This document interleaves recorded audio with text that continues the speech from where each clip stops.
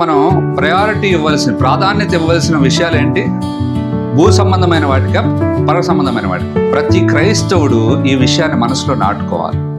మన ప్రయారిటీ దేనికోసం ఉండాలి? మనం ఏం పని చేసినా మన ప్రయారిటీ, మన ప్రాముఖ్యమైన స్థితి దేనికి ఇవ్వాలి? మనం పర సంబంధమైన విషయాలు. ఎందుకంటే మన జీవము క్రీస్తులో ఉన్నది. నువ్వు ఎక్కడ సంబంధివి కాదు, నువ్వు పరలోకపు పౌరుడివి. చూపంతా అటు ఉండాలి. మనం ఈ భూ సంబంధమైన వ్యక్తులం కాదు. కాబట్టి భూ సంబంధమైన విషయాల కోసం ప్రయారిటైజ్ చేశాము అంటే మనం ఏమైపోతాం? చిన్నగా డివేట్ అయిపోతాం. అందుకోసం పర సంబంధమైన విషయాలను ప్రయారిటైజ్ చేయాలి. మార్త విస్తారమైన పని పెట్టుకుంది యేసు ప్రభు కోసమే, కానీ యేసయ్యకి అది ప్రయారిటీ కాదు. కొన్నిసార్లు మన జీవితాల్లో కూడా మనం డివియేట్ అయిపోతాం. దేంతో అంటే, నేను దేవుని కోసమే చేస్తున్నాను కదా అని కొన్ని పనులు చేస్తూ దేవునికి అవసరమైనది కొన్ని విసర్జిస్తాం.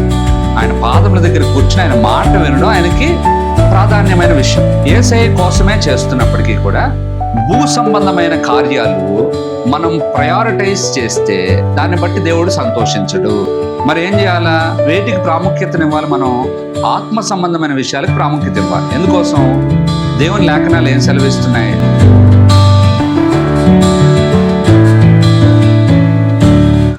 లూకా సువార్త 10వ అధ్యాయము 38 నుంచి 42 వచనం వరకు చదువుకుందాం. అంతటి వారు ప్రయాణమైపోవచ్చుండగా ఆయన ఒక గ్రామంలో ప్రవేశించెను. మార్తా అను ఒక స్త్రీ ఆయనను తన ఇంట చేర్చుకొనెను. ఆమెకు మరియా అను సహోదరి ఉండెను. ఈమె యేసు పాదముల యొద్ద కూర్చుండి ఆయన బోధ వినుచుండెను.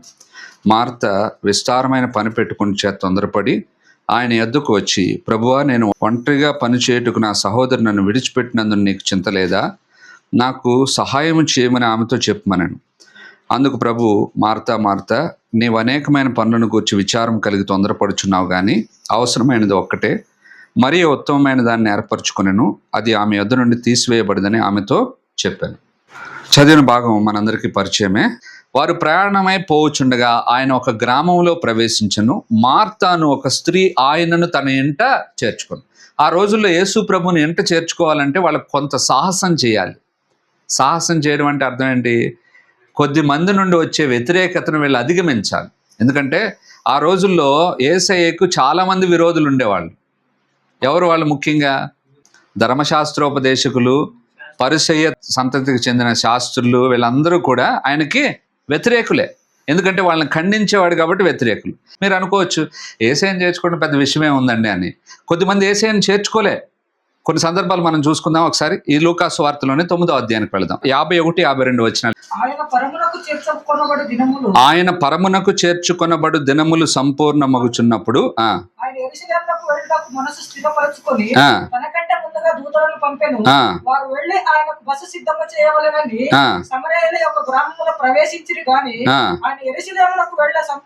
నభిముఖుడైనందున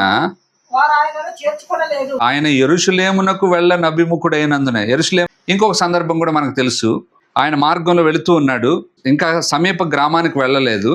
వెళ్ళక ముందే ఒక పందుల మంద కాస్తున్నటువంటి మనుషులు ఉన్నారు. అక్కడే గొలుసులతో కట్టబడి బహు క్రూరమైనటువంటి ఒక వ్యక్తి ఉన్నాడు, శానా దెయ్యం పట్టి.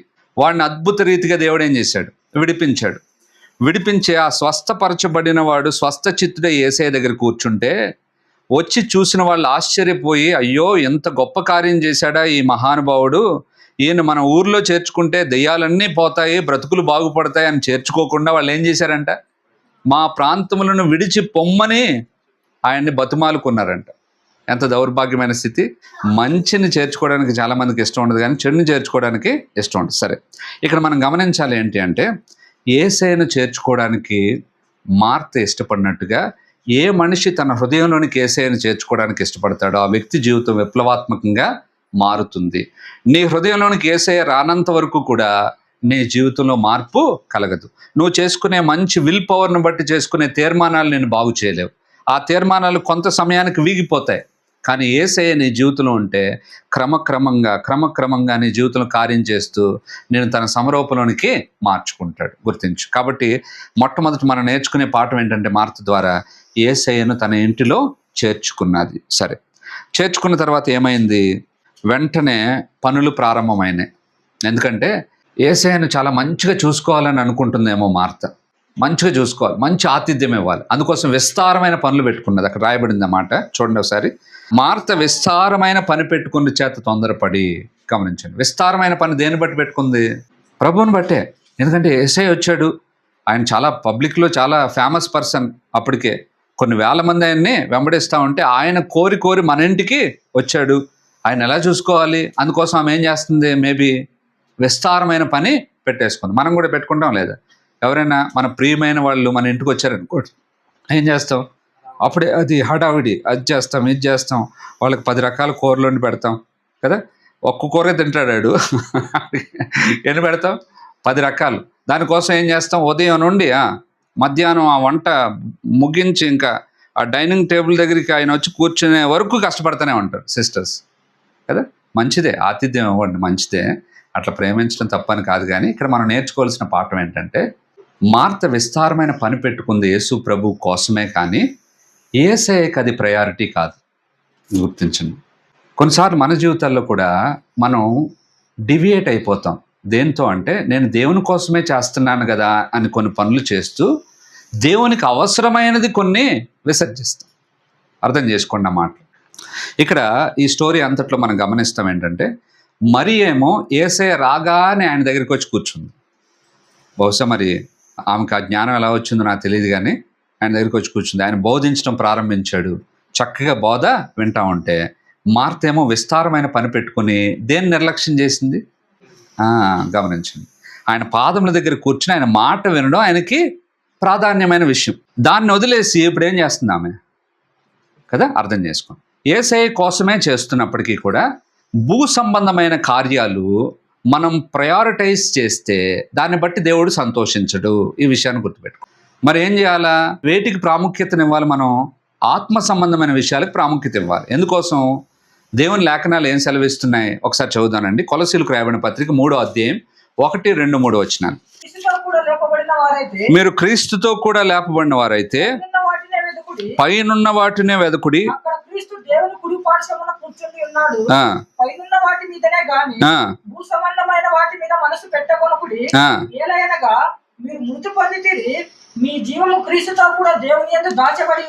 కాబట్టి మనం ప్రయారిటీ ఇవ్వాల్సిన, ప్రాధాన్యత ఇవ్వాల్సిన విషయాలు ఏంటి? భూ సంబంధమైన వాటికా, పర సంబంధమైన వాటికా? చెప్పండి. ప్రతి క్రైస్తవుడు ఈ విషయాన్ని మనసులో నాటుకోవాలి. మన ప్రయారిటీ దేనికోసం ఉండాలి? మనం ఏం పని చేసినా మన ప్రయారిటీ, మన ప్రాముఖ్యమైన స్థితి దేనికి ఇవ్వాలి? మనం పర సంబంధమైన విషయాలు గుర్తించాలి. ఎందుకంటే మన జీవము క్రీస్తులో ఉన్నది. నువ్వు ఇక్కడ సంబంధివి కాదు, నువ్వు పరలోకపు పౌరుడివి. ఫిలిప్పీలకు రాయబడిన పత్రిక 3వ అధ్యాయం 20 వచనం ఒకసారి చదవండి. మన పౌరస్థితి పరలోకమందున్నది. అది మన పౌరస్థితి ఎక్కడుంది? పరలోకమందున్నది. అక్కడ నుండి ప్రభువైన యేసుక్రీస్తును రక్షకుడి నిమిత్తం మనం కనిపెట్టుకుని ఉన్నాం. మన చూపు అంతా అటు ఉండాలి.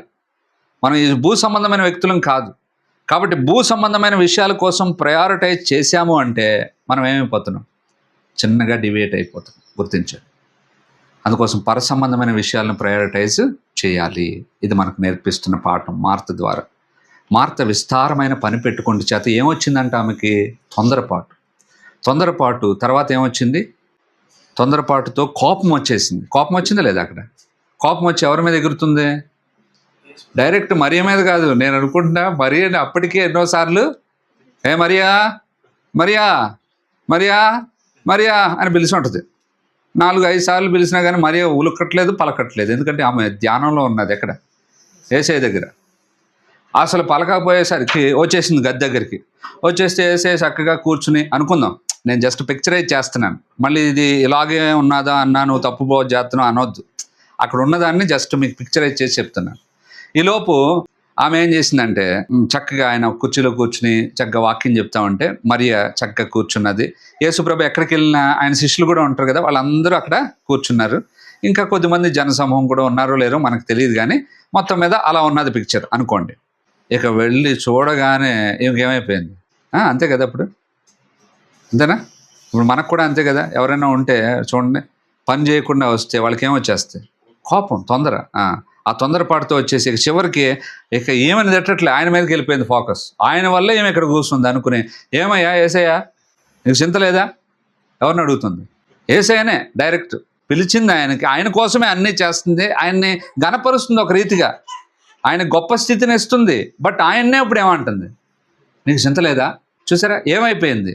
దేనికోసం ప్రాకులాడుతుందో ఆ పనులు చేస్తూ ఎవరి కోసం ఈ పనులన్నీ చేస్తుందో ఆ వ్యక్తికే విరోధంగా మాట్లాడుతుంది. మన జీవితం ఎట్లా అయిపోతుంది గుర్తించి. కొన్నిసార్లు మనం యేసయ్య కోసం కూడా కొన్ని మంచి పనులు చేయడంలో మరీ బిజీ అయిపోతే యేసయ్య దాన్ని కూడా ఇష్టపడ్డు. చివరికి నీకు చింత ఎక్కువైపోయి నువ్వు యేసయ్యకి విరోధంగా మాట్లాడే స్థితికి దిగజారిపోతావు. అంటే దాని అర్థం ఏంటంటే మంచి పనులన్నీ కూడా దేవునికి ఉత్తమమైన పనులుగా కనిపించేవి కాదు. గుర్తించండి. అనుకుందాం ఉదాహరణకి, నువ్వు దేవుని సన్నిధికి వచ్చి దేవుని సన్నిధిలో దేవుణ్ణి ఆరాధించాలి, ఇది ప్రయారిటైజ్ పని. ఇదే సమయంలో నువ్వు దేవుని కోసమే ఇంకొకటి ఏదైనా చేస్తున్నావు అనుకో, ఇంట్లో కూర్చుని దేవుని పాటలు వింటున్నావు ఒక్కడే కూర్చుని, ప్రభువు దినాన్ని ఏం చేసావు? నిర్లక్ష్యం చేసావు. ఇంట్లో కూర్చున్నావు, ఏం చేస్తున్నావు? నువ్వు దేవుని పాటలే వింటున్నావు. ఏది ఉత్తమమైనది చెప్పండి? ఏది దేవుడు కోరుతాడు? దేవుని సన్నిధికి వచ్చి దేవుడిని ఆరాధించడం ఆదివారం దినాన్ని మనం చేయాలి. దాన్ని పక్కన పెట్టి ఇంట్లోనే ఉన్నావు, చాలా బిజీగా అన్నీ చేస్తున్నావు. ఏమంటున్నావు? చూడండి, ఇంకోటి 2 ప్రాక్టికల్ ఎగ్జాంపుల్ చెప్తాను నేను. మేము యూత్ మీటింగ్స్ పెట్టేటప్పుడు నేను బాగా గమనించేవాడిని, యవనస్తుల కోసం కూడికలు పెట్టడం, కానీ యవనస్తులేమో వంటల దగ్గర బిజీగా ఉండడం. అర్థమైందండి? వాడు ఆ కూడికలో హాజరవడం, కానీ వాడు ఏమనుకుంటాడంటే నేను దేవుని సేవ చేస్తున్నాను అనుకుంటాడు. వాడు లోపలికి వెళ్ళేది కొంచెమే, అరా మొక్క మాట. వాడు ఆత్మీయ జీవితం బాగుపడేది ఏమి లేదు. వాడు భౌతికంగా తన జీవితం ప్రపంచంలో ఒక అన్యుడు మాదిరిగానే ఉంటుంది, కానీ వాడు అన్నిటికీ అటెండ్ అవుతాడు. అంటే అన్ని యూత్ మీటింగ్స్కి అటెండ్ అవుతాడు, బ్రతుకు మారదు, అలాగే వచ్చిన స్థితిలోనే వెళ్ళిపోతాడు. కారణం ఏంటి అంటే వాడు ఇవ్వవలసిన ప్రాధాన్యత దేనికి ఇవ్వాలో దానికి ఇవ్వట్లేదు. ఈ రోజున మనం కూడా అలా ఉంటే కనుక మన జీవితాన్ని గురించి మనం ఆలోచించాల్సిన అవసరం ఉన్నది. దేనికోసం మనం ప్రయారిటీ ఇస్తున్నాం కదా, అర్థం చేసుకున్నాం. నీ జీవితంలో నువ్వు వ్యక్తిగతంగా ప్రభుతో సంబంధాన్ని కలిగి ఉండి ఆయన కోరేది చేయకపోతే నువ్వు ఆయన కోసం ఏం చేసి ప్రయోజనం? అంతేనే కాదు. ఒకసారి ఒక తండ్రి అంట, వాళ్ళ కొడుకు చక్కగా ఖాళీ సమయంలో చెరువు మట్టి ఉంటుంది కదా, నల్ల మట్టి, ఆ మట్టితో కొన్ని క్రాఫ్ట్ బొమ్మలు చేశాడంట. బొమ్మలు చేసి చక్కగా, మేము చిన్నప్పుడు మీరు కూడా చేసి ఉంటారు కదా, వాటితో కొన్ని బొమ్మలు చేసి చీపురు పుల్లలు పెట్టి బండ్లు చేసి ఇలా తిప్పుతాం కూడా కదా. ఇవన్నీ చేసేసరికి వాళ్ళ నాన్న వండర్ఫుల్, భలే ఉన్నది నీ ఆర్ట్ అని చెప్పేసి చాలా పొగిడాడంట. పొగిడితే 2వ రోజు స్కూల్ ఎగ్గొట్టేసి వెళ్ళిపోయి చెరువు దగ్గర కూర్చొని బొమ్మలు చేస్తాడంట. సాయంత్రం అయిపోయింది, సాయంత్రం బొమ్మలు పట్టుకుని ఇంటికి వచ్చాడు. ఇంటికి వస్తే ఈలోపు స్కూల్ నుండి ఈయనకి SMS వచ్చింది, ఏమని మీ అబ్బాయి ఆబ్సెంట్ అయ్యాడు. ఏం చేసావురా అంటే చెరువు దగ్గర బొమ్మలు చేశాను నాన్న అన్నాడు. ఎందుకు చేస్తున్నావురా స్కూల్ మానేసి అంటే, నువ్వు మెచ్చుకున్నావు కదా నాన్న. అర్థమైంది నీకు? అంటే ఏంటి? ప్రభు కార్యమే. కొన్నిసార్లు అది చేస్తున్నప్పుడు మనకేమనిపిస్తూ ఉంటుంది అంటే చాలా హృదయంలో సంతోషం వస్తుంది కదా. ఎప్పుడు ఖాళీగా ఉన్నప్పుడు దేవుని పాటలు వింటే సంతోషం, ఖాళీగా ఉన్నప్పుడు దేవుని పుస్తకాలు చదివితే సంతోషం. కానీ ప్రభు దినమందు మందిరానికి రాకుండా అది చేయడం దేవునికి సంతోషమా? అర్థం చేసుకోండి. కాబట్టి దేనికి ప్రయారిటీ ఇవ్వాలో మనం నేర్చుకోవాలి. దేనికి ప్రయారిటీ ఇవ్వాలో ఇవ్వకుండా తుచ్చమైన దానికి ప్రయారిటీ ఇచ్చి శ్రేష్టమైనది వదిలిపెట్టామనుకోండి, మార్తలాగా ఉంటుంది మన పరిస్థితి. తొందరపాటు వచ్చేస్తే, చింత వలన తిరిగి ప్రభువునే సణుగుతాము, గొణుగుతాం. ఇప్పుడు చూసారా ఏమొచ్చేసింది? ఏమికి చిరాకు వచ్చేసింది. ఎవరిని సణుగుతుంది? నీకు చింత లేదా ప్రభువా కదా. మన జీవితాలు ఇట్లా అస్తవ్యస్తంగా మారిపోతాయి. ఇవ్వవలసిన దానికి ప్రయారిటీ ఇవ్వకపోతే మన జీవితాలు అస్తవ్యస్తంగా మారిపోయి ఒక దినాన్న ప్రభువు మీదే కోపపడే స్థితికి వస్తాం. ఈనాడు చాలామంది ఆ స్థితిలో ఉన్నారు. సేవకులే సేవ చేస్తున్నారు, ఎంతకాలం సేవ చేస్తే మాకేమి ఇచ్చావు అని అడిగేవాళ్ళు ఉంటారు. కారణం ఏంటో తెలుసా? వాళ్ళ ప్రయారిటీస్ సరిగ్గా లేవు. అందుచేత వాళ్ళు ప్రభువుకి ఇష్టమైనది చేయలే కనుక వాళ్ళు ఏమవుతున్నారు? స్ట్రగుల్ అయిపోతున్నారు, ప్రభువునే ప్రశ్నిస్తున్నారు. ఈ స్థితిలోనికి ఏ విశ్వాసి, ఏ సేవకుడు వెళ్ళకూడదు. కాబట్టి మనం వివేచించాలి, నా ప్రభువుకి ఏది ప్రాధాన్యమైనది. అందుకోసం కింద ఒక మాట చూడండి. మార్త విస్తారమైన పని పెట్టుకుని తొందరపడి ఆయన ఎద్దుకు వచ్చి, ప్రభువా నేను ఒంటరిగా పనిచేయటకు నా సహోదరు నన్ను విడిచిపెట్టినందుకు నీకు చింతలేదా? నాకు సహాయం చేయమని ఆమెతో చెప్పమను. అందుకు ప్రభు, మార్తా మార్తా నీవు అనేకమైన పనులను గూర్చి విచారం కలిగి తొందరపడుచున్నావు, కానీ అవసరమైనది ఒక్కటే. What is needful, what is necessary, we have to recognise. మనం గ్రహించాలి ఏది నెసెసరీ, ఏది ప్రభువు దృష్టికి అవసరమైనది. అవసరమైనది ఏమంటున్నాడు? ఒక్కటే. ఇక్కడ అవసరమైనది ఒక్కటి. ఏంటది చెప్పండి? ఈ ప్యాసేజ్లో మనం చదువుకున్న దాంట్లో ఏంటి అవసరమైనది? ప్రభు పాదాల దగ్గర కూర్చోవడం మొదట, ప్రభు వాక్యం వినడం. రెండు విషయాలు ఇక్కడ ఉన్నాయి. ప్రభుకి అవైలబుల్గా ఉండటం, రెండోది ఏంటి? ప్రభు చెప్పింది శ్రద్ధగా వినడం. ఇది మన జీవితాల్లో ఇది నేర్చుకోవాలి.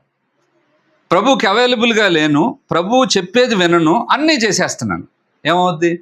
ఇప్పుడు నేనే ఉన్నాను అనుకోండి సేవకుడిని, నేను మొదట ఏం చేయాలా? ప్రభువా నేను ఏం చేయాలి? అపోజిట్ పౌలు అడిగాడా? రక్షణ పొందగానే ఏమన్నాడు? Lord what thou have me to do, నేను ఏమి చేయాలో నాకు చెప్పు. ఆ మాట అడిగాడు, దాని ప్రకారం చేశాడు. నేను ముఖ్యంగా నా జీవితంలో నేను తరచు చూసుకుంటే నాలో ఉన్న లోపం ఏంటంటే, ముందు అడగకుండా అన్నీ పూనుకుని తర్వాత ఏం చేస్తాం? దాని గురించి విచారం కలిగి తొందరపడతాం. అప్పుడేమవుద్ది? నెత్తి నొప్పులు ఎక్కువైతే, అంతేనా కాదా? అదే ముందు కావలసినంత సమయం ఏం చేయాలి? ప్రభు దగ్గర చూడండి, దేవునికి మనం చేసే సేవ కంటే కూడా మనం ముఖ్యం. అర్థం చేసుకోండి, దేవునికి ఎవరు ముఖ్యం? మనం ముఖ్యం.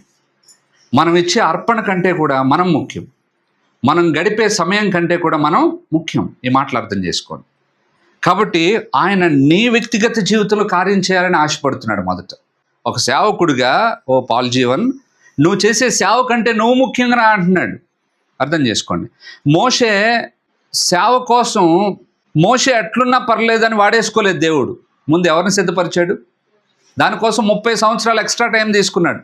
మీరు గమనించండి, 400 సంవత్సరాలు నీ యొక్క సంతతి వాళ్ళు ఎక్కడుంటారని చెప్పాడు అబ్రహాంకు దేవుడు? ఐగుప్తులో పరవాసులుగా ఉంటారని చెప్పాడు కదా. ఎన్ని సంవత్సరాలు అని చెప్పాడు? 400 సంవత్సరాలు అని చెప్పాడు. కానీ ఎన్ని సంవత్సరాలు అయింది ఐగుప్తులో నుండి వాళ్ళు బయటకు రావడానికి? 430 సంవత్సరాలు అయింది. ఎక్కడున్నది ఆ మాట? నిర్గమకాండం 12:40. ఇశ్రాయేలీలు ఐగుప్తులో నివసించిన కాలము 430 సంవత్సరంలో, 430 years. గుర్తించండి. కానీ ఆయన పరవాసులుగా ఉంటారని ఎన్ని సంవత్సరాల గురించి చెప్పాడు? ఆదికాండం 15వ అధ్యాయం 14వ వచనం. వారు 400 ఏండ్లు వీరిని శ్రమ పెట్టుదురు, వీరు ఎవరికి దాసులవుదురో ఆ జనమునకు నేనే తీర్పు తీర్చుదును. తరువాత వారు మిక్కిలి ఆశతో బయలుదేరి వచ్చారు. ఎన్ని సంవత్సరాలు చెప్పాడు అక్కడ? ఎందుకు డిఫరెన్స్? మోషే గురించే లేట్ చేశాడు దేవుడు. మోషే, నేను నిన్ను వాడుకోవాలంటే నువ్వు సిద్ధపడాలిరా. నువ్వు సిద్ధపడకుండా వచ్చేసి నీ హృదయ గర్వం అంతా పెట్టేసుకుని నేను చేయగలను అనే అహంతో నువ్వు వచ్చేస్తే, నిలబడితే నేనేం చేయను? నేను వాడుకోను. I don't use you. నేను విడుదల చేయాలంటే ఒకరిని చంపి విడుదల చేయడం నా యొక్క పద్ధతి కాదు. నా చేత వాడబడాలనుకున్న వ్యక్తి ఏం చేయాలా? ముందు వచ్చి ప్రభువా నేనేమి చెయ్యాలని అడగాలి. నాకు అవైలబుల్గా ఉండాలి. గుర్తుపెట్టుకోండి. అందుకోసమే సహవాసంలో మాకు నేర్పించింది ఏంటంటే, నువ్వు సిద్ధపడాలి ముందు, అప్పుడే నువ్వు వాడబడాలి. సిద్ధపడకుండా నువ్వు వాడబడితే నీ వెనకాల ఉన్న సమూహాన్ని చెడగొట్టేస్తాను. వాస్తవం కాదు. అందుకోసమే ఇట్లా రక్షణ పొందితే అట్లా పులిపిట్ ఎక్కించరు. అక్కడ వాళ్ళ సాక్ష్యం తెలుసుకుంటారు ముందు, వాళ్ళని పరీక్షిస్తారు ముందు. అవన్నీ చేసిన తర్వాత ఇతడు నిలకడగా ఉంటే అతను ఏం చేస్తారు? పులిపిట్ ఎక్కిస్తారు. నేను సేవకు రాగానే నన్ను పులిపిట్ ఎక్కించలే. ఏం చెప్పించారు తెలుసా? వెల్డింగ్లు చేయించారు. ఇదేంద్ర నాయన అనుకున్నాను నేను. తర్వాత చెప్పులు స్టాండ్లో ఉండాలి నేను ప్రతి ఆదివారం. ఒక సామాన్యమైన విశ్వాసిగా ఉండాలి. ప్రసంగాలు చేయడానికి అనుమతించలే. సామాన్యమైన విశ్వాసిగా చెప్పులు స్టాండ్ డ్యూటీ చేయాలి ప్రతి ఆదివారం. నేను వెళ్ళి ప్రతి వాళ్ళకి టోకెన్ ఇచ్చి చెప్పులు తీసుకుని చెప్పుల స్టాండ్లో పెట్టాలి. దాదాపు సంవత్సరం అయిన తర్వాత సండే మినిస్ట్రీ ఇచ్చారు. ఈ లోపు అప్పుడప్పుడు బైబిల్ స్టడీకి పంపించారు. సండే మినిస్ట్రీ కూడా 4 ఆదివారాలు నెలలో ఉంటే 1 ఆదివారమే పంపించేవారు ఫస్ట్లో. మిగతా 3 వారాలు ఉండి ఆ చెప్పుల స్టాండ్ డ్యూటీ చూసుకుంటా మళ్ళీ ఏం చేయాలి? వాక్యం వినాలి. చెప్పుల స్టాండ్ డ్యూటీ ఉన్నావు, బయట ఉన్నావు అని చెప్పి వాక్యం వినలేదనుకో, రాత్రికి వచ్చి ఫ్యామిలీ ప్రేయర్లో ఈరోజు ప్రీచర్ ఏం చెప్పాడని అడుగుతారు. అడిగితే అప్పుడు ఏం చెప్పాలా? అదంతా చెప్పాలా. చెప్పకపోతే ఏమవుద్ది? కొన్ని తిట్లు అనమాట. ఎందుకురా, ఏం మనస్సాక్షి పెట్టుకుని సేవకు వచ్చావు, అసలు సేవ పిలుపు ఉందా నీకు, అలా తిట్టేవాళ్ళు అనమాట. కాబట్టి ఎందుకు ఈ మాటలు చెప్తున్నా అంటే, దేవునికి అది ముఖ్యం. ఏంటి? మనిషి యొక్క సిద్ధపాటు. కాబట్టి గుర్తుపెట్టుకోండి, దేనికి ప్రయారిటీ ఇవ్వాలి, దానికి ప్రయారిటీ ఇవ్వడం మనం నేర్చుకోవాలి. అప్పుడేమవుతుంది, ఆధ్యాత్మికంగా మనం సిద్ధపడిన తర్వాత దేవుడు అనేకులకు ఆశీర్వాదకరమైన పాత్రలుగా మనల్ని వాడుకుంటాడు. అంటే మీరు అనుకోవచ్చు, అన్న నువ్వు ఇలా నీ గురించి గొప్పలు చెప్పుకుంటున్నావు, నువ్వు పూర్తిగా సిద్ధపడిపోయావా, అందుకోసం నువ్వు సిద్ధపరుస్తున్నావా అని అనవచ్చు. మీరు ఎట్లా చెప్పొచ్చు అంటే, సత్యవంత వరకు కూడా ఏముంటుంది, సిద్ధపాటే. కాకపోతే కొన్ని విషయాలు ఉంటాయి, వాటికి ఆయన అనుకున్నప్పుడు ఏం చేస్తాడు, మనకు ఆ సామర్థ్యాన్ని నింపి వాడుకుంటాడు. గుర్తించి ఆ విధానాలు మనం గుర్తించాలి. అవి ఎంతవరకు ఏ సేవ చేయాలో ఆ సేవ కొరకు ఆయన ఏం చేస్తూ ఉంటాడు, కొంతకాలం మనల్ని సిద్ధపరుస్తూ ఉంటాడు. కానీ మనం గుర్తించాలి ఏంటంటే, చచ్చేంత వరకు కూడా మనం సిద్ధపడుతూనే ఉండాలి. ఇక్కడ మనం గమనించేది ఏంటి అంటే, మన బ్రతుకు చాలా ముఖ్యం ప్రభువుకు. అందుకోసమే నేను ఇదివరకు ఒక మాట చెప్పాను. ఆఫ్రికా ఖండానికి వెళ్ళిన 2 సేవకుల్లో 2 కూడా ఉత్తరాలతో తమ యొక్క సేవను గురించి తెలియపరుచుకుంటున్నప్పుడు, ఒకని సేవ వర్ధిల్లింది, ఇంకొకటి సేవ వర్ధిల్లలేదు. అప్పుడు వర్ధిల్లిన వాడు తన అనుభవాన్ని రాస్తున్నాడు. నీ సేవ వర్ధిల్లడానికి కారణం ఏంటో నాకు చెప్పవా, నేను కూడా చేస్తాను అని ఆ వ్యక్తి రాసిన ఉత్తరానికి ప్రత్యుత్తరంగా నేను రాస్తూ, నేను ఏవో పెద్ద పెద్ద పనులేం చేయలేదు, నా చుట్టూ గీత గీసుకున్నాను, దానిలో కూర్చొని ప్రార్థన చేయడం ప్రారంభించాను. ప్రభువా మొదట నన్ను మార్చు. ఏమని ప్రార్థన చేయడం ప్రారంభించాడంటే, మొదట నన్ను మార్చు. నేను ఇతరులకు మార్పును కలగజేయాలని ఇక్కడికి వచ్చాను ఆఫ్రికా ఖండానికి. కానీ నేను గుర్తిస్తున్నాను ఏంటంటే, నాలోనే కార్యం మొదట జరగాలని. కాబట్టి దయచేసి నన్ను మార్చు. ఇదే నా ప్రార్థన. ఈ ప్రార్థన నేను చేస్తూ పరిచర్య చేస్తూ ఉంటే నా పరిచర్య క్షేమాభివృద్ధి పొందటాన్ని నేను చూశాను రా అని ప్రత్యుత్తరం రాశాడంట. అర్థమైందండి? కాబట్టి ఇక్కడ మనం నేర్చుకునే పాఠం ఏంటి, దేనికి ప్రయారిటీ ఇవ్వాలి, నీ వ్యక్తిగత ఆత్మీయ జీవితం. అందుకోసం నువ్వేం చేయాలి, మరి మనకు చెప్తున్న మాట ఏంటంటే, ఆయనకి అవైలబుల్గా ఉండు, ఆయన మాట విను. అది దేవుడు చెప్పేది మనకు అది అనమాట. ఓకే, ఆయన కోసం విస్తారమైన పని పెట్టుకుని ఏదో చేసేద్దాము అనేది తర్వాత దేవుడు ఒక సమయానికి నువ్వు సిద్ధపడిన తర్వాత నిన్ను అద్భుతంగా వాడుకుంటాడు. అప్పటి వరకు నువ్వేం చేయాలి, ఆయన దగ్గర ఉండి ఆయన మాట వినడాన్ని నేర్చుకో, క్రమంగా నేర్చుకో. ప్రభువా నువ్వు నాకేం ఉపదేశిస్తావు, నీ మాట నేను వింటాను. మార్త విస్తారమైన పని పెట్టుకుని ఆ మంచి సెషన్ని కోల్పోతుంది. అందుకోసం చెప్తున్నాడు, మార్త నీవు అనేకమైన పనుల గురించి విచారం కలిగి తొందరపడుతున్నావు, కానీ అవసరమైనది ఒక్కటే అని చెప్తూ మరియను ప్రశంసిస్తున్నాడు. ఏమని ప్రశంసిస్తున్నాడు అక్కడ ఆ మాట చదవండి. మరియ ఉత్తమమైన దానిని ఏర్పరచుకుని అది ఆమె యొద్ద నుండి తీసివేయబడదు. ఈ మాట చాలు. దీనిలో చాలా అర్థం ఉన్నది. మరియ ఏం కోరుకుందంట, ఏర్పరచుకునేను, చూస్ చేసుకున్నది. ఒక మాటలో చెప్పాలంటే మరియ ఉత్తమమైన దాన్ని చూస్ చేసుకుంది. రెండో భాగంలో ఏముంది, అది ఆమె యొద్ద నుండి దేవుని వాక్యంలో ఒక చోట రాయబడింది, కలిగిన వానికి ఇంకా ఇవ్వబడుతుందంట, అతనికి సమృద్ధి కలుగుతుందంట, లేని వాని యొద్ద నుండి కలిగినది కూడా తీసివేయబడుతుందంట. గుర్తుపెట్టుకో, దేవుడు నీకు ఏదైనా ఒక ఆధిక్యతనిచ్చి, నీకు ఒక ఆత్మీయ గ్రహింపునిచ్చి, ఒక మంచి విషయాన్ని హత్తుకునేలాగా నీకు చేస్తున్నాడంటే అది ఆయన నుండి కలిగిన గ్రహింపు. కాబట్టి దాని విషయంలో నువ్వేం చేయాలి, ఇంకా సమయాన్ని స్పెండ్ చేసి దాన్ని స్వతంత్రించుకోవడానికి ప్రయత్నం చేస్తే అది ఎప్పటికీ నీ యొద్ద నుండి తీసివేయబడదు. కానీ దాన్ని మనం నిర్లక్ష్యం చేసామనుకోండి, ఏం చేస్తాడు, అంతే కదా దేవుని వాక్యం చెప్తుంది, అది ఆమె యొద్ద నుండి తీసివేయబడదు. దీన్ని ఆ వాక్యంతో జోడించుకుందాం. కలిగిన వానికి మరి ఎక్కువగా కలుగుతుంది. 5 దేనారాలకు 5 సంపాదించిన వాడికి మళ్ళీ ఏమి ఇచ్చాడు ఆయన, ఇంకా పట్టణాల మీద అధికారం ఇచ్చాడు కదా. అయితే ఒక్క తలాంతుని తీసుకెళ్ళి కప్పెట్టినోడికి ఏం దొరికింది, ఉన్నది కూడా తీసేయబడింది. అంతేనా కాదా? కాబట్టి మన జీవితంలో కూడా మనం దీని నుండి హెచ్చరికను పొందుతాం. నీ ప్రయారిటీ శ్రేష్టమైన వాటి మీద ఉండకపోతే నువ్వు కోల్పోతావు, ఆత్మీయ జీవితాన్ని కోల్పోతావు. మరి ఉత్తమమైన దాన్ని కోరుకున్న అది ఆమె యొద్ద నుండి తీసివేయబడదు. ఎవరు ఉత్తమమైన వాటి మీద లక్ష్యం ఉంచుతారో అవి వాళ్ళకి ఇంకా ప్రజ్వలింప చేయబడతాయి. అందుకోసమే దేవుడు రక్షించబడిన తర్వాత ప్రతి ఒక్కరికి మనకు ఆత్మీయ వరాలను నింపుతాడు, ప్రతి ఒక్కరికి ఇస్తాడు. అవేంటో మనం గ్రహించి వాటిని ప్రజ్వలింప చేసుకుంటూ ఉంటే వాటిలో మనం ఇంకా ఉన్నతమైన స్థితికి వెళతాం. లేదనుకోండి, సౌలు జీవితం చూసారా, సౌలు జీవితం ఏమైంది, ఒకప్పుడు దేవుని ఆత్మచేత నింపబడిన వ్యక్తి ఏమయ్యాడు, దురాత్మ పాలైపోయాడు. గుర్తించాడు, నువ్వు దేనికి స్థలం ఇస్తావని హృదయంలో అది నేను ప్రభావితం చేస్తుంది. దేవుని పాదాల దగ్గర కూర్చుని ఆయన బోధ వింటూ ఆయన వాక్యానికి నీ హృదయంలో చోటిచ్చావు అనుకోండి, ఆ వాక్యంలో నువ్వు వెలుగొందుతూ ఇతరులకు ఆదర్శప్రాయంగా ఉంటావు, ఇతరులు నడిపిస్తావు. ఎప్పుడైతే నీ లోపలికి వాక్యం వచ్చి నిలిచి కూర్చుంటుందో, ఆ వాక్యం నీ కార్యాల్లోనికి వెళుతుందో, అద్భుతంగా ఆ దేవుడు అనేక మందికి ఆశీర్వాదకరంగా నిన్ను వాడుకుంటాడు. దాన్ని పక్కన పెట్టి మన జీవితంలో వ్యర్థమైన వాటికి చోటిచ్చామనుకోండి, ఉన్నది ఊడిపోతుంది. అంటే ఏంటి? దౌర్భాగ్యమైన స్థితికి దిగజారిపోతుంది. ఒకవేళ ఎప్పుడో ఉన్నటువంటి అనుభవంతో ఏమైనా చేసినా కూడా అది అంత ప్రభావాన్ని చూపించదు. కాబట్టి మనకు దేవుడు వాక్యం సెలవిస్తున్నమాట, మరియా ఉత్తమమైన దాన్ని కోరుకునండి. కాబట్టి దేవుని దృష్టిలో ఉత్తమమైనది ఏంటి? ప్రభు పాదాల దగ్గర కూర్చుని ప్రభు యొక్క వాక్యాన్ని వినడం, ప్రభువుకు అందుబాటులో ఉండటం, ప్రభువుకు ప్రాధాన్యతనివ్వడం, పరలోక సంబంధమైన విషయాల కొరకు ప్రాధాన్యతనివ్వడం, శరీర సంబంధమైన వాటికి కాక ఆత్మ సంబంధమైన వాటికి ప్రాధాన్యతనివ్వడం మనం నేర్చుకోవాలి. ఎందుకంటే మన జీవము పరలోకములో ఉన్నది.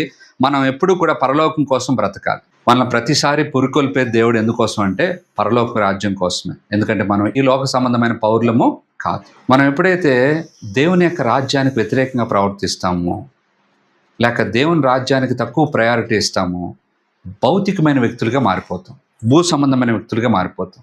అప్పుడు వచ్చే నష్టం ఏంటో తెలుసా? పరలోకాన్ని హత్తుకోలేము, పరలోక రాజ్యం కొరకు ఎదురు చూడలేము. లోతు దగ్గరికి దేవుని దూతలు వెళ్ళినట్లు మన దగ్గరికి కూడా వస్తారు ఒక దినాన్ని. వచ్చి లోకాన్ని అంతటిని పోగు చేసే గడియ ఉంటుంది కదా. అలాంటి సమయంలో మనం, ప్రభువా నేను పరలోకానికి రాలేనైనా, ఎందుకంటే నాకు 3 అంతస్తుల బిల్డింగ్ ఉంది, దీన్ని వదిలిపెట్టాలంటే కష్టం, నేను దానికోసం చాలా పనులు చేయించుకున్నాను, అవన్నీ వదిలిపెట్టి రావాలంటే నేను రాలేను ప్రభువా, కొంచెం ఆగుతావా, చూస్తాను, ఆలోచిస్తాను. అది తడవ చేశాడు కదా. ఎవరు తడవ చేశారు? లోతు. ఏమని తడవ చేశాడు? నా కుమార్తెలకు అల్లుళ్ళు ఉన్నారు, వాళ్ళని పిలుచుకుని వస్తాను, కొంచెం ఆగుతారా? ఆగుతాం. వెళ్ళాడు. వాళ్ళేమో, హే ఏంటి ఈ పట్టణం నాశనం అయిపోద్దా, అగ్ని గంధకాలు కురుస్తాయి, నీ దగ్గర దేవదూతలు వచ్చారా, చూడండి మా మామ దగ్గరికి దేవదూతలు వచ్చారంట, పిచ్చోడా పో, నువ్వు పోతే పో అన్నారు.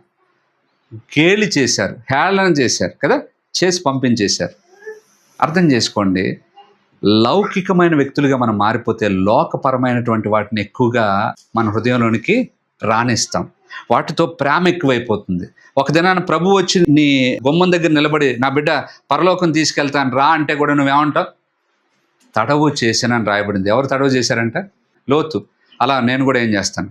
తడవు చేస్తాను. కాబట్టి గుర్తుపెట్టుకోండి, భౌతిక సంబంధమైనవి దేవుడు మనకిచ్చినా మనం వాటిని ప్రేమించని స్థితి కావాలి అంటే వాక్యాన్ని, యేసయ్యను హత్తుకోవడం మనం నేర్చుకోవాలి. అబ్రహాము లోతు కంటే ధనవంతుడు ఒక మాటలో చెప్పాలంటే. ఎందుకని? అక్కడ రాయబడింది కదా, వాళ్ళిద్దరూ కలిసి నివసింపలేనంత విస్తారంగా ఉంది. లోతు చిన్నోడు కాబట్టి అబ్రహామును చేరుకున్న వ్యక్తికి అంత ఆస్తి ఉంటే మరి అబ్రహాముకి ఎంత ఉంటుంది? కానీ అబ్రహాము ధనాన్ని హత్తుకున్నాడా? హత్తుకోలే. ఎప్పుడు దేవుడినే హత్తుకుని జీవించాడు. కాబట్టి నీకు ధనం ఉండటం తప్పు కాదు, కానీ నువ్వు దాన్ని హత్తుకోవడం తప్పు. గుర్తించు. అలా హత్తుకునేటట్టు ఏం చేస్తుంది అంటే, నువ్వు ఒక వ్యక్తిని హత్తుకోకుండా ఉంటే ఇక మిగతావన్నీ నిన్ను హత్తుకుంటాయి. గుర్తుపెట్టు. కాబట్టి నీ జీవితంలో దీన్ని ప్రమాణంగా చేసుకో. ఈరోజు దేవుని వాక్యం మాట్లాడుతుంది. దేనికి ప్రయారిటీ ఇస్తున్నావు? దేవునికా లేక లోకానికా? దేవునికా లేక శరీరానికా? దేనికి ప్రాధాన్యత ఇస్తున్నావు? మనం చూసుకుని ప్రభు సన్నిధిలో మనం సరి చేసుకుందాం.